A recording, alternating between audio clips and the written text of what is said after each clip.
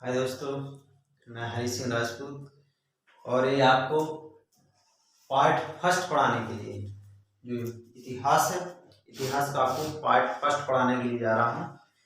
और इसको बहुत ही पहले हम इसका पूरा इंट्रोडक्शन जानेंगे, फिर इसके क्रमशः वीडियो आएंगे आपके लिए।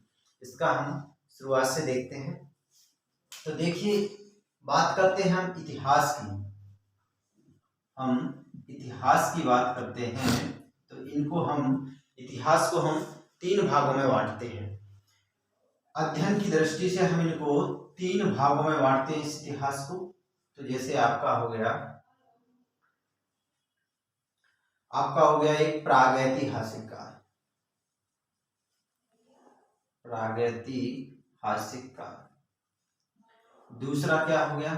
आद्य ऐतिहासिक काल, आद्य ऐतिहासिक काल। और तीसरा हो गया आपका इतिहास। तो क्या हो गया आपका? पहला हो गया प्रागैतिहासिक काल, दूसरा आद्य ऐतिहासिक काल और तीसरा क्या हो गया आपका? इतिहास। अब देखिए, प्रागैतिहासिक काल के बारे में हमें कोई जानकारी नहीं कि इतना कि कब से प्रारंभ हुआ। हम इसको क्या बोलते हैं? अज्ञात से कितना बोल देते हैं? 8000 ईसा पूर्व या बीसी। मतलब ये जो है 8000 ईसा पूर्व से प्रारंभ हुआ और कब तक? अज्ञात से प्रारंभ हुआ और 8000 ईसा पूर्व तक, क्योंकि हमें ये नहीं पता कि प्रागैतिहासिक काल कब से प्रारंभ हुआ, क्योंकि ये प्रारंभ का ही काल है। दूसरा आ जाइए आप आद्य ऐतिहासिक काल में, तो ये आपका लगभग माना जाता है 8000 बीसी से 4000 बीसी तक। कब तक माना जाता है? 8000 बीसी से 4000 बीसी तक इसको माना जाता है। और आपका जो इतिहास है वो कब से माना जाता है? 4000 बीसी से लेकर के 2500 बीसी तक माना जाता है। तो दोस्तों, यहाँ पर आप देख रहे हैं कि आपका प्रागैतिहासिक काल अज्ञात से 8000 बीसी तक, और जो आपका आद्य ऐतिहासिक काल है ये 8000 से 4000, और ये कितना? 4000 से लेकर के 2500 बीसी तक। अब देखिए आप, इसमें ये जो प्रागैतिहासिक काल इतिहास का वह काल होता है जिस समय लेखन की प्रक्रिया प्रारंभ नहीं हुई थी। मतलब मानव लेखन नहीं जानता था, सभ्य नहीं था, मानव समाज में भी नहीं रहता था, और यहाँ तक कि वो सही से कपड़े पहनना तक भी नहीं जानता था, समुदाय में रहता ही नहीं था। अब देखिए, दूसरा जो आता है आद्य ऐतिहासिक, इसका मतलब ये है ये बीच के बीच थे। ये मतलब लिखते थे लेकिन उनका आज तक कोई पढ़ नहीं पाए।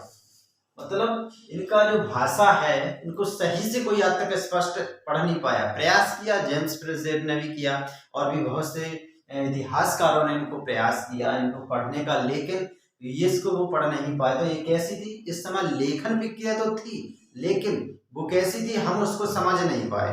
क्यों?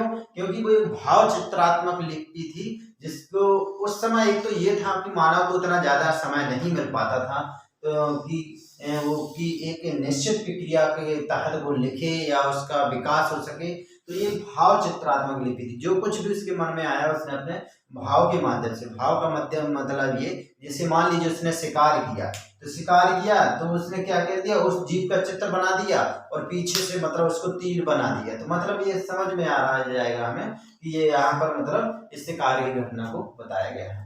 तीसरा जो होता है ऐतिहासिक काल, वो ये काल होता है इतिहास का कि जहां से लेखन प्रक्रिया विधिवत रूप से प्रारंभ हुई और हम उसको समझ भी सकते हैं। वो प्रक्रिया कहलाती है हमारी इतिहास कहलाती है।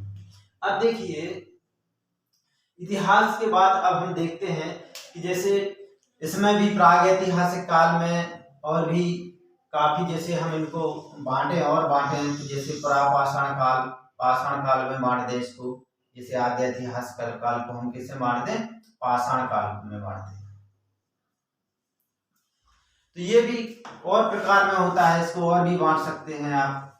तो पूर्व पाषाण काल और मध्य पाषाण काल और तीसरा नवपाषाण काल। क्या? नवपाषाण काल। तो अब देखिए इस समय क्या था कि पूर्व पाषाण काल। ये पाषाण काल मतलब ये पत्थरों, पाषाण किस शब्द से मिलकर बना है? पत्थरों से मिलकर के बना है।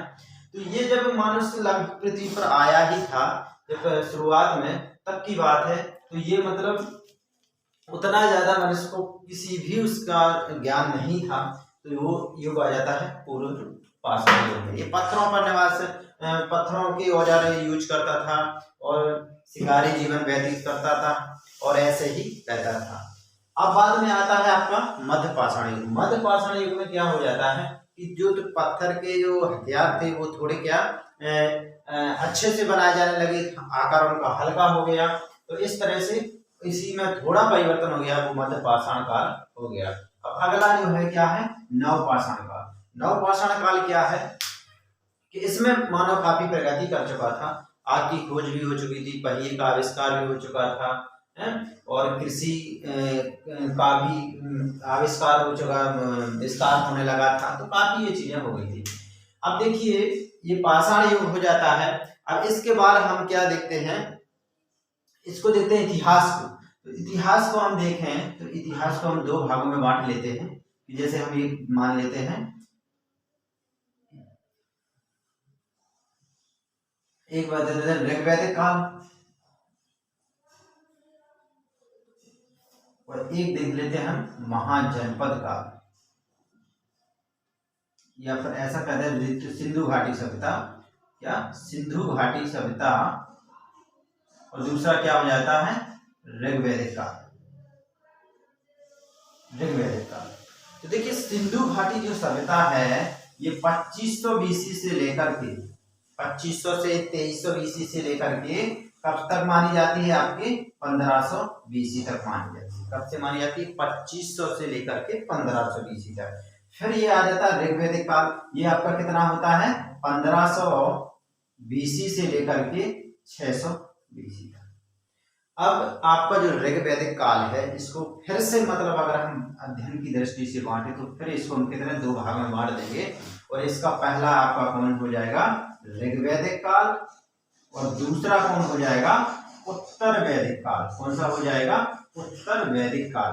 तो ये जो ऋग्वैदिक काल है ये लगभग कितना चला? 1000 बीसी से लेकर के, सॉरी 1500 बीसी से लेकर के 1000 बीसी तक। और ये कब चला? 1000 बीसी से लेकर के 600 बीसी तक। कब तक चला? 600 बीसी तक चला। तो ये हमारे इसमें ये क्या हो जाता है? उत्तर वैदिक काल। और ये क्या हो जाता है? हमारा ऋग्वैदिक काल। अब क्या हो जाता है? अब देखिए आता है आपका कौन सा? महाजनपद काल। अब अगर इसमें हम और देखें तो अब इसमें कौन सा आ जाता है? महाजनपद काल। कौन सा आ जाता है? महाजनपद। तो देखिए महाजनपद ये लगभग 600 बीसी में थे। आपको पता है कितनी थी महाजनपदों की संख्या? 16 थी। तो ये कुछ कैसे थे? राज्य थे और कुछ कैसे थे? गणराज्य थे। ठीक है। अब अगर हम बात करें आगे तो देखो महाजनपद काल आया और फिर उसके बाद आप देखिए जैसे आपने देखा महाजनपद काल आ गया, फिर आपने देखा मगध साम्राज्य आ गया। कौन सा आ गया साम्राज्य? मगध साम्राज्य आ गया। फिर कौन सा साम्राज्य आ गया? मौर्य साम्राज्य आ गया। कौन सा आ गया? मौर्य साम्राज्य आ गया। फिर कौन सा आ गया आपका? मौर्योत्तर काल आ जाता है। कौन सा आ जाता है? मौर्योत्तर काल आ जाता है। और फिर क्या आ जाते हैं आपके? मौर्योत्तर काल के बाद फिर आपके क्या हो जाते हैं? गुप्त साम्राज्य आ जाता है। क्या आ जाता है? गुप्त साम्राज्य आ जाता है। गुप्त साम्राज्य के बाद फिर क्या आ जाता है? गुप्त के बाद फिर आ जाता है हर्ष का साम्राज्य आ जाता है। किसका आ जाता है? हर्ष का साम्राज्य आ जाता है।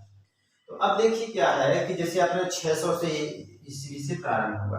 अब ये आपका जो मगध साम्राज्य है, ये मगध साम्राज्य आपका इसी के अंदर जैसे आप देखते हैं कि हर्यक वंश इसमें आ जाता है, और भी आपके ये मौर्य वंश आ जाते हैं। तो ये मतलब किस तरह से किस मगध के अंतर्गत ही आते हैं। अब मौर्य में जैसे आपने देख इसमें नंद वंश भी आ जाता है। इसमें जो घनानंद बहुत प्रसिद्ध शासक था। मौर्य वंश में देखिए आप, मौर्य वंश में चंद्रगुप्त मौर्य कितने महान शासक थे, चंद्रगुप्त मौर्य हो गया, फिर आपका क्या हो जाएगा, बिंदुसार हो जाता है उसका लड़का, फिर उसके बाद अशोक महान, सभी इसी के अंतर्गत आते हैं। फिर देखिए मौर्योत्तर काल, मौर्योत्तर काल में देखिए क्या हो जाता है कि ये जो बहुत बड़ा साम्राज्य होता है जो आपके मौर्यों का, वो क्या हो जाता है आपका, विघटित हो जाता है, बहुत ही छोटे छोटे भागों में टूट जाता है। तो इसके अंतर्गत फिर हम इसके जो मौर्य के अंतर्गत छोटे छोटे जितने भी भाग आते हैं, काल आते हैं, उनका हम इसके अंतर्गत अध्ययन करते हैं। अब आगे जैसे गुप्त साम्राज्य की बात करें तो गुप्त साम्राज्य आपका यहाँ से प्रारंभ होता है। तो गुप्त साम्राज्य, ये जो मौर्योत्तर काल जैसे आप देखें, मौर्य आपका देखें ये 320 से या 19 से मान लेते हैं, 319 से लेकर के आगे चलता है। तो क्रमशः ये आगे चंद्रगुप्त मौर्य, फिर आपकी जो बिंबिसार, ये सब चीजें चलती हैं। और फिर हम आगे देखते हैं मौर्योत्तर काल के बाद देखिए फिर क्या हो जाता है, और भी काफी जैसे हम इसको और बांट लें तो जैसे उत्तर भारत में कौन कौन से थे, दक्षिण मध्य भारत में कौन कौन से थे, दक्षिण भारत में कौन कौन से थे। तो जैसे उत्तर भारत में आप जैसे देख लें, उत्तर भारत में देखें, मध्य भारत में देखें और दक्षिण भारत में देखें। तो आप देखिए जैसे मध्य भारत में देखिएगा, तो मध्य भारत में जैसे आपका राष्ट्रकूट इसमें प्रमुख थे, और दक्षिण में देखें चोल, चेर और पांड्य, ये क्या थे, दक्षिण भारत में बहुत प्रसिद्ध रहे। उत्तर भारत में जैसे आप देखें ये पाल देख लें, प्रतिहार देख लें, और ये राजपूत, ये सभी इसमें इसके अंतर्गत आ जाते हैं। तो ये हम चीजें देखते हैं कि इस तरह से ये वंश आता है। अच्छा एक चीज और देख लेते हैं, अब इतिहास में अगर आप जैसे देखें, इतिहास को और बांटे तो इतिहास भी आपका 3 भागों में बांट करके हम इसका अध्ययन करते हैं। जैसे आपने देखा कि प्राचीन भारत का इतिहास, और फिर आपने देखा मध्यकालीन इतिहास, फिर देखा आपने आधुनिक इतिहास। प्राचीन भारत का इतिहास जैसे आप देखें तो 600 BC से प्रारंभ होता है और आपका कहाँ तक चलता है, आपका 712 AD तक।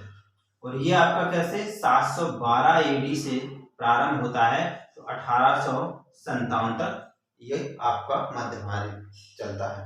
फिर आधुनिक भारत 1858 से चलता है तो 15 अगस्त 1947 तक ये आपका आधुनिक भारत चलता है।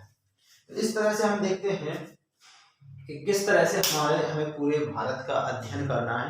ये हमारा एक संक्षिप्त और एक वो था हमारा कि हम किस तरह से इसका आगे पढ़ेंगे, और फिर आपको एक एक उस पर, एक एक शासक पर, एक एक मुगल पर पूरे वीडियो आएंगे, पूरे क्रमशः आपको चीजें समझ में आएंगी।